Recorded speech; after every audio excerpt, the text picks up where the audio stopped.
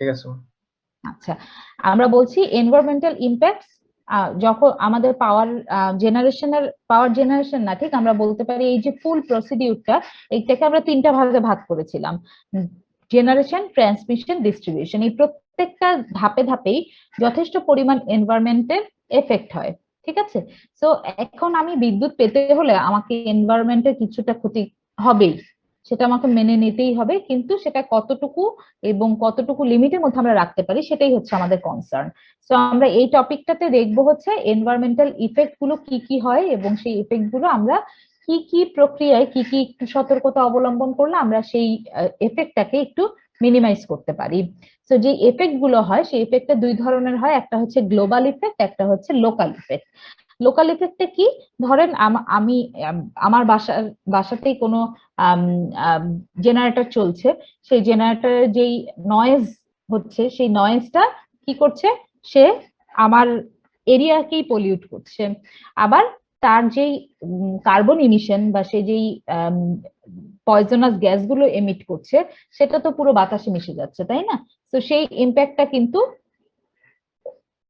Overall সিস্টেমের উপরেই, overall এয়ারের উপরেই সেই ইম্প্যাক্টটা পড়ছে। সো গ্লোবাল ইম্প্যাক্ট হচ্ছে যেই জায়গায় পলিউশন হোক, হোল ওয়ার্ল্ডের এনভায়রনমেন্টের উপরে বা আদার জায়গায় যেই মানে এনভায়রনমেন্টের উপরে যে ইফেক্টটা পড়ছে সেটা হচ্ছে গ্লোবাল ইফেক্ট। এবং লোকাল ইফেক্ট হচ্ছে লোকালি যেই সমস্যাটা হচ্ছে।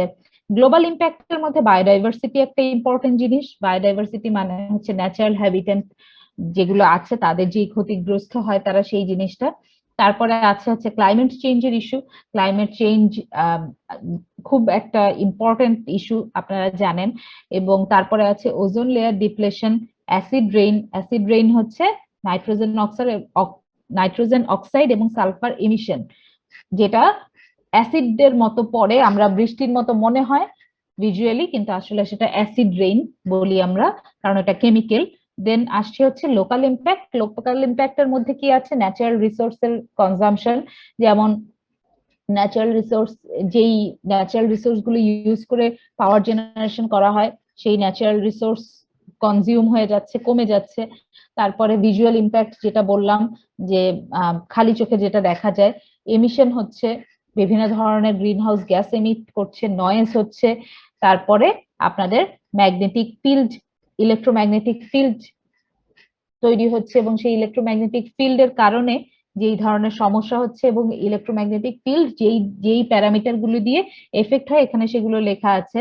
ভোল্টেজ, ইলেকট্রিক্যাল পাওয়ার, যে ওয়্যারটা দিয়ে যাচ্ছে সেটার কি পরিমাণ electrical power, number of wire কতগুলো ব্যবহার করছি, এগুলোর উপর ইলেকট্রোম্যাগনেটিক ফিল্ড ডিপেন্ড করে বা এই ফ্যাক্টর গুলো দ্বারা এফেক্টেড হয়। এবার আসে হচ্ছে কন্ট্রোল এবং প্রিভেন্টিভ মেজার্স। আচ্ছা, এখানে কিছু পয়েন্ট আপনাদেরকে দেয়া আছে, আমি অলরেডি এই লেকচারটা আপনাদের ক্লাসরুমে দিয়ে দেয়া আছে। এই পয়েন্টগুলো আপনারা একটু মন দিয়ে পড়বেন। এই পয়েন্টগুলো এমন কিছু না, আপনারা নিজেরা একটু পড়লেই বুঝতে পারবেন, খুব সহজভাবে লেখা আছে, একটু পড়বেন তাহলেই বোঝা যাবে। আচ্ছা, এই জিনিসটা আসলে আপনারা পড়বেন, পড়ে আপনারা আপনাদের মতো করে লিখবেন। এমন না যে এখানে মুখস্থ করে এটা লিখতে হবে, কিন্তু অবশ্যই যেন ঠিক থাকে। নিজের মতো করে লিখবো বলতে গল্পের মতো বানায় লিখে ফেলবো সেটা না, জিনিসগুলো যেন ঠিক থাকে, ঠিক আছে। এবং এটা এখানে আমি কিছু পয়েন্ট এখানে অ্যাকুমুলেট করা হয়েছে, আপনারা চাইলে আপনারা ইন্টারনেটে আরো অনেক কিছু পাওয়া যায়, সেখান থেকে আপনারা দেখে আরো পয়েন্ট অ্যাড করতে পারেন। এখানে হচ্ছে কন্ট্রোল এবং প্রিভেন্টিভ মেজার্স। কি কি কি কন্ট্রোল, যেমন ধরেন আপনার যেই মেশিনারি গুলো ব্যবহার করা হচ্ছে, যে জেনারেটর ব্যবহার করা হচ্ছে, সেই জেনারেটর অনেক নয়েজি, এবং ধরেন অয়েল স্প্লিট করছে, সেটাও একটা এনভায়রনমেন্টাল ইস্যু।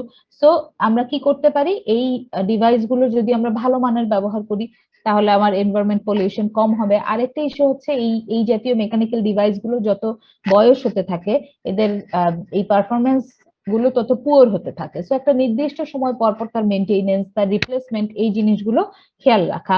তারপরে ধরেন যেই জায়গা দিয়ে তারটা টানা হচ্ছে সেই জায়গায় অনেক বড় বড় গাছ আছে, তো সেই গাছগুলো তখন কাটা পড়ে যাচ্ছে। তো গাছগুলো যেহেতু কাটা পড়ে যাচ্ছে তাহলে ওই জায়গায় তো রিপ্লেস করতে হবে। তো সেখানে কি করা যায়, অন্য প্রজাতি, যেই প্রজাতিগুলো অতটা বড় হয় না বাট আমার এনভায়রনমেন্টকে সার্ভিস ঠিকই দিতে পারবে, বাট আমার যে ওয়্যার গুলো আছে সেই ওয়্যার গুলোকে ক্ষতি করবে না। দ্যাট মিনস অন্য স্পেসিসের গাছ তখন সেই জায়গায় লাগানো যেতে পারে। এই টাইপের কিছু ইস্যুস আপনারা রিডিং পড়লেই বুঝবেন।